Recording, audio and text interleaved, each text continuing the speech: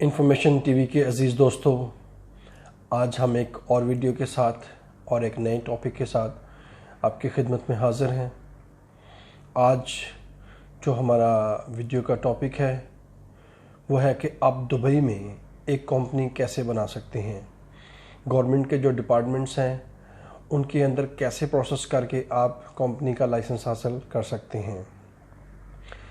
सादा ज़बान में तो कहा जाता है कंपनी का लाइसेंस, लेकिन इनकी ज़बान में ट्रेड लाइसेंस बोला जाता है। ट्रेड लाइसेंस या कमर्शियल लाइसेंस। तो आप कंपनी का लाइसेंस हासिल करने के लिए आपको क्या करना होता है, उसका कंप्लीट प्रोसेस क्या है, तो उसको जानने के लिए आप हमारी वीडियो को शुरू से लेकर एंड तक ज़रूर देखिएगा। जी हाँ, तो सबसे पहले जब आप दुबई में आ जाते हैं, आप बिज़नेस करना चाहते हैं और एक कंपनी बनाना चाहते हैं, तो कंपनी बनाने के लिए सबसे पहले आपको कंपनी का नाम रखना होता है। उस नाम रखने के लिए आप क्या करते हैं, आप इकोनॉमिक डिपार्टमेंट जाते हैं या फिर उसकी एंटिटी हैं। डिफरेंट ऑफिसेज बने हुए हैं, तहसील में बनी हुई हैं, तहसील में जाकर या ऑन टाइम ये ऑफिस हैं। आपको यहाँ पे ये भी बताता चलूँ कि ये ऑफ़िस कहाँ पर है, ताकि आप हमारी वीडियो के ज़रिए आपको कंप्लीट इन्फॉर्मेशन मिल सके और आप हमारी मदद से खुद से बग़ैर किसी पीआरओ के, बग़ैर किसी कंसल्टेंट के अपनी कंपनी खुद बना सकते हैं। तो जी हाँ, आप सबसे पहले आपने नाम रखना होता है। तो नाम के लिए आपने ऑन टाइम के ऑफिस जाकर या तहसील में काउंटर बना होता है, वहाँ जाकर या डायरेक्ट इकोनॉमिक डिपार्टमेंट जाकर आपने कंपनी का नाम रखना होता है। आप डिफरेंट नाम्स देते हैं, जो पहले से सिस्टम में नहीं होगा उसकी अप्रूवल आएगी। वो कहेंगे कि ये नाम आप अभी रख सकते हैं। जैसे आपने कोई अरबिक नाम रखना है तो आप डिफरेंट अरबिक नाम पहले से कोई 10-20 नाम सोच के जाइएगा, क्योंकि मोस्टली नाम टैली हो जाते हैं और फिर जाकर कोई एक नाम आपकी अप्रूवल आती है। अगर इंग्लिश नेम रखना है तो उसमें भी आपको काफ़ी सारे नाम सेलेक्ट करके जाना पड़ते हैं। आप पेपर पर लिख के लेके जाएं और वहाँ से एक नाम आपको अप्रूवल मिलेगी, फिर वो आप उसको नाम को डिसाइड करेंगे। जी हाँ, तो अगर आप अपने नाम पे कंपनी बनाना चाहते हैं तो फिर कोई मुश्किल काम नहीं, सिंपल आप अपना जाके नाम दीजिएगा, अपना ओरिजिनल पासपोर्ट साथ लेके जाइएगा, तो उस नाम पे वो आपका कंपनी का नाम अंदराज कर देंगे। लेकिन इसकी इनिशियल अप्रूवल होती है। स्टेप 1 पे नाम रखने के बाद या उसके सिस्टम में सर्च करने के बाद जो नाम आपका फाइनल होता है उसकी इनिशियल अप्रूवल होती है। नाम के बाद आपने अपनी एक्टिविटीज़, आपने क्या बिज़नेस करना है, उसकी क्या एक्टिविटीज़ होंगी कंपनी की, वो सिलेक्ट करके आपने इनिशियल अप्रूवल के लिए उनको डॉक्यूमेंट्स देने होते हैं।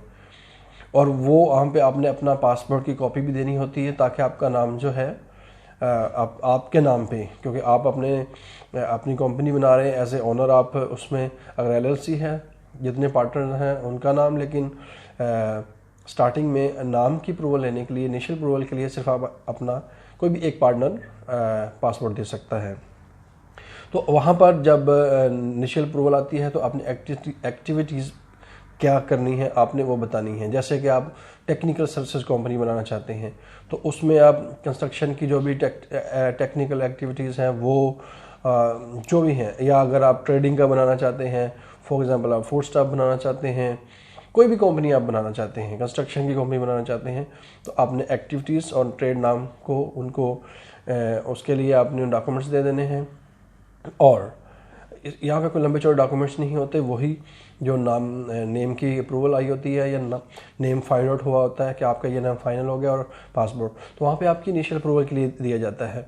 आपकी इनिशियल अप्रूवल आ जाती है जैसे ही, तो उसके बाद फिर नेक्स्ट टाइप पे आपका बड़ा इंपॉर्टेंट काम ये है कि आपने एक लोकल स्पॉन्सर ढूंढना होता है और ऑफिस का अरेंज करना होता है। 2 तरह से ऑफिस का अरेंज कर सकते हैं, या तो आप एक कमर्शियल दुबई में डिफरेंट जगह पे स्पेसिफिक जो बने हुए हैं कि ऑफिस आप कहाँ से ले सकते हैं, या तो आपने स्टूडियो फ्लैट लेना होता है या 1 BHK, जिस तरह का आपका है आपने वो ऑफिस लेना है। दूसरा एक, आजकल अगर आप इन्वेस्टमेंट कम करना चाहते हैं, छोटा ऑफिस लेना चाहते हैं, तो बिज़नेस सेंटर बने हुए हैं, उसमें भी आप एक रूम बुक कर सकते हैं। तो आपने अपने बिज़नेस की लोकेशन उसे बोलते हैं। यानी आपने अपना ऑफिस जो है वो सिलेक्ट करना है, और ऑफिस के लिए आपको एक कॉन्ट्रैक्ट करना पड़ेगा जो ऑफिस का बिल्डिंग का ऑनर है, उसके दरमियान और आपके दरमियान में रिटर्न कॉन्ट्रैक्ट होगा, उसको टेनेंसी कॉन्ट्रैक्ट बोलते हैं। फिर और उसके साथ एक इजारी इशू होती है। अच्छा, जब आपके ऑफिस के डॉक्यूमेंट्स आपके हाथ में आ गए तो फिर उसके साथ आपने एक लोकल स्पॉन्सर भी अरेंज करना है। बताता चलूँ कि पहले यहाँ पर लोकल स्पॉन्सर 51% का ऑनर होता था और 49 के आप ये डॉक्यूमेंट्स में वो रजिस्टर्ड होता था। लेकिन अभी गवर्नमेंट ने, दुबई गवर्नमेंट ने 100% ऑनरशिप दे दी है आप लोगों को जो आप अपने मुल्क से आकर यहाँ बिज़नेस करना चाहते हैं। लेकिन यहाँ पे आपको बड़ा इंपॉर्टेंट बात बताता चलूँ कि यहाँ पे ये बड़ी फेमस बात है कि 100% ऑनरशिप जो है वो आपको मिलेगी, लेकिन कुछ ऐसी कंपनीज हैं जिनमें 100% आप ऑनर नहीं हो सकते। आपको कफील रखना ही रखना है, यहाँ का लोकल स्पॉन्सर रखना ही रखना है, तो उसमें उसकी परसेंटेज वही होगी। लेकिन कुछ ऐसी कंपनीज हैं जिसमें वो एज ए एजेंट आएगा। उसके ऊपर मैं डिफरेंट वीडियो भी बनाऊंगा, लेकिन आपको एक लोकल स्पॉन्सर अरेंज करना ही करना है। वो आपके साथ रजिस्टर्ड होगा कंपनी के अंदर। आगे अगले स्टेप में आपने क्या करना है कि आपने मेमोरेंडम ऑफ एसोसिएशन टाइप करवाना है। मेमोरेंडम ऑफ एसोसिएशन आपको पता होगा कि उसमें सारे कंपनी के वो सारे मैटर्स लिखे जाते हैं कि कंपनी आपकी कंपनी है, आप इसमें क्या करेंगे, खुदा न खास्ता आपकी डेथ हो जाती है तो उसके बाद आपकी कंपनी किसको हक हासिल है आपकी कंपनी आकर लेने को, वाइफ को या बच्चों को या आपके पेरेंट्स को या भाइयों को। ये सारी चीज़ें मेमोरेंडम में लिखी जाती हैं, उसको मेमोरेंडम ऑफ एसोसिएशन बोला जाता है।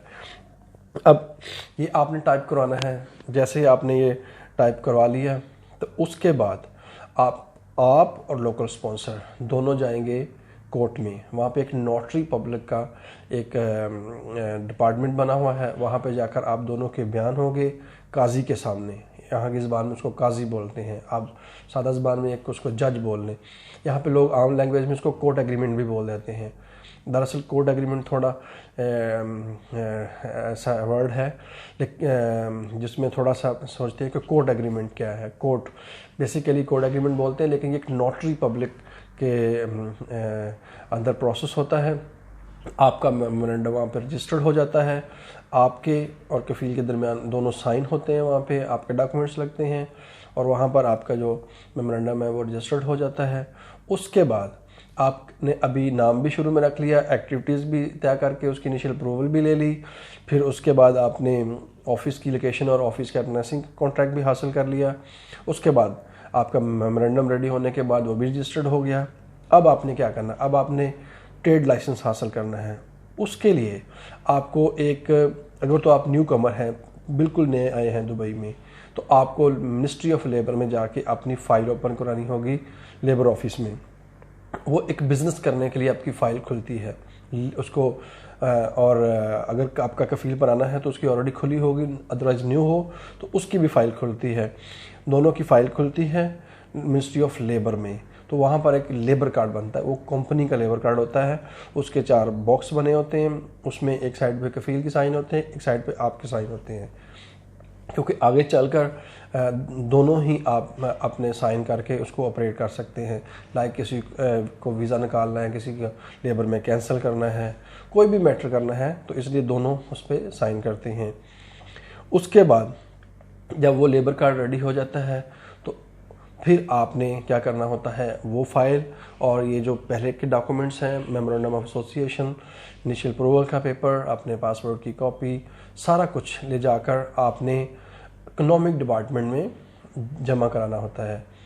यानी कि आपने टोकन लेना होता है, काउंटर पे जाना होता है। ये कोई ऐसा नहीं है कि जमा करा के आपने आ जाना है या फिर दूसरे दिन जाना है, उसी टाइम ही जैसे आपका टोकन आता है तो आप से वो डॉक्यूमेंट्स लेंगे, वो सिस्टम में इसको चेक करेंगे, क्योंकि बहुत सारे जैसे जैसे आपके डॉक्यूमेंट्स रेडी हो रहे होते हैं उनके सिस्टम में जा रहे होते हैं। तो वो क्या करेंगे, आपको एक वाचर देंगे। वो आप वाचर लेंगे, वहाँ पर आप पेमेंट करेंगे तो वो आपको एक ट्रेड लाइसेंस दे देंगे कंपनी का, यानी लाइसेंस दे देंगे बिज़नेस करने का। यहाँ तक कंपनी के लाइसेंस का प्रोसेस कंप्लीट हो जाता है। यहाँ पर थोड़ा सा आपको बता दूँ कि इसके चार्जेस क्या होते हैं। कंपनी का जो वाचर निकलता है कंपनी की एक्टिविटीज़ के हिसाब से होता है। अगर टेक्निकल सर्विसेज है तो आपका मैक्सिमम 12,000 दिरहम तक का वाचर आएगा। आजकल कोरोना के बाद कुछ फैसिलिटीज़ गवर्नमेंट ने दी हुई हैं, तो आपका वाचर 9,000 तक भी आ सकता है। 9,000 से लेकर 12,000 के दरमियान में आ सकता है। हाँ, अगर कोई ट्रेडिंग का है तो फिर आपका 15,000 दिरहम का वाचर भी आ सकता है। एक्टिविटीज़ के हिसाब से आपका वाचर, जैसे कोई रियल एस्टेट की कंपनी बना रहे हैं तो उसमें और ज़्यादा भी वाचर आ सकता है। तो ये वाचर फ़ीस होती है। उसके पास इनिशियल अप्रूवल की बड़ी माइनर सी फ़ीस होती है, 250 से लेकर 500 तक आपका एक्सपेंस होता है। उसके बाद मेमोरेंडम टाइपिंग कराते हैं, तो टाइपिंग का लेके और उसको रजिस्टर्ड कराने तक, कोर्ट एग्रीमेंट तक 2,000-2,500 लगता है, इससे ज़्यादा नहीं लगता।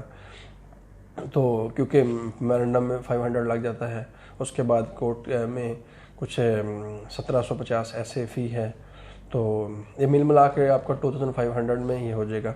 तो इस तरह से ट्रेड लाइसेंस लेने तक आपका 20,000 दिरहम तक लग जाता है।